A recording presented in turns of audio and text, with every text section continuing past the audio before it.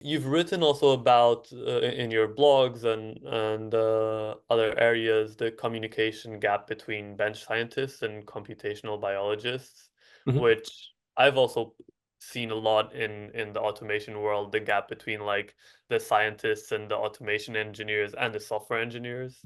Mhm. Um, so how can that gap between the bench scientists and the computational biologists, uh, how can effective data governance help bridge that gap? Yeah, so I think the thing about data governance is that it takes a while to see the impacts, like the real core impacts of it.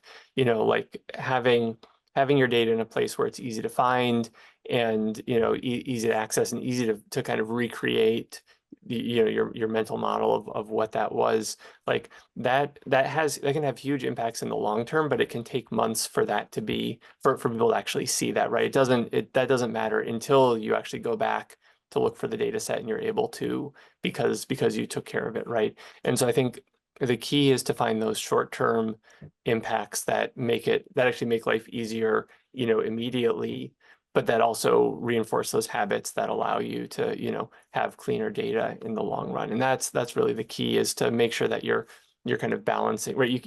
It's like eating your vegetables, right? Like if like it's going to help you in the long term, but that's very hard to actually make yourself eat the vegetables today if they don't taste good, right? And so making vegetables taste good is a much more effective approach to getting people to eat their vegetables than telling them that when they're 80 they'll be glad that they eat their vegetables, right? So and I think the same thing happens here, right? You have to make sure that you have those short-term impacts, and then that just you communicate, this is why we're doing these things, this is how it's going to help you, this is what we expect you to do, because that's often hard as well to like be very specific about what that actually looks like for bench scientists.